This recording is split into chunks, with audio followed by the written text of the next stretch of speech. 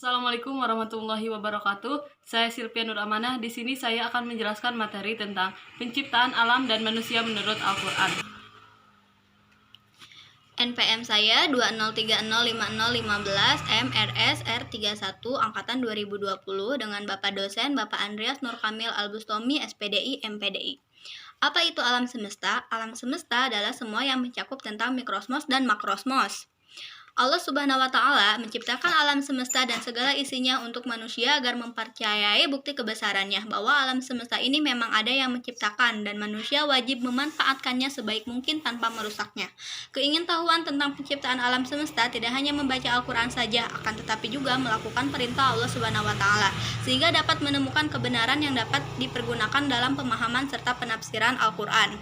Alam dibedakan menjadi beberapa jenis, diantaranya alam sahadah dan alam goib. Alam sahadah adalah seluruhnya, atau jika dalam bahasa Inggrisnya ialah universe. Jika dalam bahasa sehari-hari ialah alam semesta. Sedangkan alam goib adalah alam dunia yang berada di luar batas kemampuan akal manusia. Alam sahadah dapat dibedakan menjadi alam raya makrosmos dan alam jarah mikrosmos, dan dapat pula dibedakan menjadi alam nabati dan alam hewani. Menurut pandangan Al-Quran, Quran Surat Al-Anbiya ayat 30, menurut ayat tersebut dikatakan bahwa langit dan bumi dahulunya merupakan satu kesatuan yang padu. Sedangkan menurut Quran Surat Al-Fusilat ayat 11 dan 12, surat ini menerangkan bahwa yang pertama kali Allah ciptakan sebelum ada bintang-bintang dan galaksi adalah bumi. Kemudian Allah siapkan makanan di bumi bagi subjek utama penciptaan alam semesta, yaitu manusia. Baru setelah itu Allah ciptakan langit dan bintang-bintang dalam 6 masa. Quran Surat Al-A'raf ayat 54 bahwa bumi sebelumnya adalah planet yang mati dan Allah menghidupkannya dengan menurunkan air dan langit. Sedangkan menurut Quran Surat An-Nahl ayat 65 artinya Allah menurunkan dari langit air dan dengan air itu dihidupkannya bumi sesudah matinya.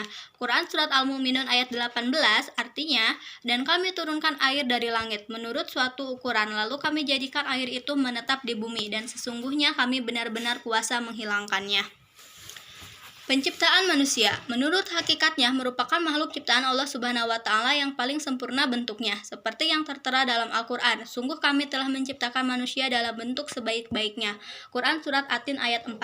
Al-Quran menggambarkan tahapan-tahapan pertumbuhan janin di dalam rahim secara jelas dan akurat dan membagikannya ke dalam 7 fase seperti yang tertera dalam Quran Surat Al-Mu'minun ayat 12 sampai dengan 14. Di sana dijelaskan tahapan-tahapan atau fase-fase pembentukan tubuh manusia.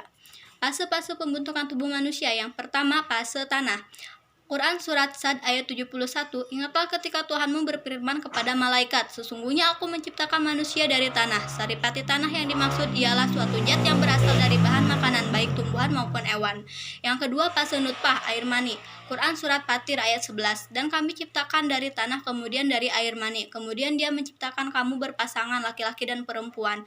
Nutfah yang dimaksud ialah campuran spermatozoa laki-laki dan sel telur dari perempuan.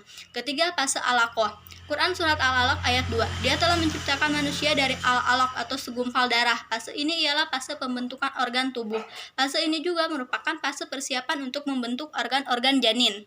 Keempat, fase mudoghah atau segumpal daging. Fase ini berakhir dengan peniupan ruh yang terjadi pada hari ke-120 atau bisa sebelum atau sesudahnya.